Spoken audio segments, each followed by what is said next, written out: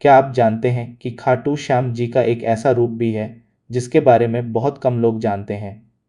एक ऐसा रूप जो युद्ध के मैदान में अपने ही परिवार के खिलाफ खड़ा हुआ। जी हाँ, आज हम बात करेंगे बर्बरीक की। वही बर्बरीक जो कलयुग में खाटू श्याम के नाम से पूजे जाते हैं। मिथोसब्सक्राइब पर आपका स्वागत है।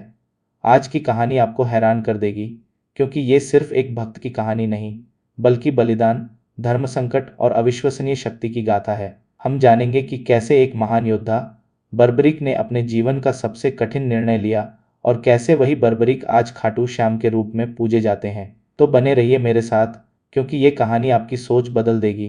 कहानी शुरू होती है महाभारत काल से। बर्बरीक घटोत्कच के पुत्र और भीम के पौत्र थे। जन्म से ही वे अद्भुत शक्तियों के धनी थे। उनकी माता अहिलवती ने उन्हें 3 अभेद्य बाण दिए थे, जिन्हें 3 बाणधारी के नाम से जाना जाता है। ये बाण इतने शक्तिशाली थे कि वे किसी भी युद्ध को जीत सकते थे। बर्बरीक ने अपनी मां से वरदान मांगा कि वे हमेशा निर्बलों के रक्षक बनेंगे। अब सोचिए, ऐसी शक्ति लेकर कोई क्या करेगा? बर्बरीक ने भी यही सोचा। जब उन्होंने सुना कि कुरुक्षेत्र में महाभारत का युद्ध होने वाला है, तो वे भी युद्ध में शामिल होने के लिए निकल पड़े। लेकिन यहाँ एक ट्विस्ट है। बर्बरीक किसी एक पक्ष के लिए नहीं, बल्कि उस पक्ष की ओर से लड़ने का इरादा रखते थे जो हार रहा हो। उनका उद्देश्य था युद्ध को जल्दी समाप्त करना और निर्बलों की रक्षा करना। लेकिन जब वे युद्ध के मैदान में पहुंचे, तो भगवान कृष्ण ने उनकी इस क्षमता को पहचाना। कृष्ण जानते थे कि अगर बर्बरीक अपनी पूरी शक्ति से लड़े, तो युद्ध का परिणाम कुछ भी हो सकता है, शायद पांडवों की हार भी, और यह धर्म के विरुद्ध होता। तो कृष्ण ने एक योजना बनाई। कृष्ण एक ब्राह्मण का वेश धारण कर बर्बरीक के पास पहुंचे और उनसे दान मांगने लगे। बर्बरीक, जो अपनी मां के दिए वचन के अनुसार दानवीर थे, उन्होंने तुरंत कहा, हे ब्राह्मण, आप क्या चाहते हैं? कृष्ण ने मुस्कुरा कर कहा, मुझे तुम्हारे तीनों बाण चाहिए। अब यहाँ दिमाग घुमाने वाला सवाल है, बर्बरीक क्या करते? उनके बाण ही तो उनकी शक्ति थे।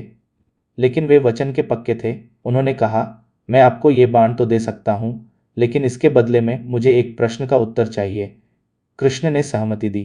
बर्बरीक ने पहला बाण निकाला और पूछा, हे ब्राह्मण, मुझे बताइए कि इस पूरी सृष्टि में सबसे महत्वपूर्ण क्या है? कृष्ण ने कहा, इस सारे संसार में सबसे महत्वपूर्ण है धर्म। फिर बर्बरीक ने दूसरा बाण निकाला और पूछा, तो बताइए, आज के युग में सबसे अधिक पूजनीय कौन है? कृष्ण ने कहा, आज के युग में सबसे अधिक पूजनीय हैं वे जो निर्बलों के रक्षक हैं, जो धर्म की रक्षा करते हैं। और फिर बर्बरीक ने तीसरा बाण निकाला। यह उनका सबसे निर्णायक क्षण था। उन्होंने कृष्ण से कहा, हे ब्राह्मण, यदि आप जानते हैं कि धर्म क्या है और निर्बलों के रक्षक ही पूजनीय हैं, तो मैं आपको अपना सिर दान में देना चाहता हूँ, ताकि मैं भी धर्म की रक्षा में अपना योगदान दे सकूं। यह सुनकर कृष्ण का हृदय द्रवित हो गया। कृष्ण ने बर्बरीक का शीश स्वीकार किया और कहा, हे वीर, तुमने अपने कर्मों और बलिदान से धर्म की रक्षा की है।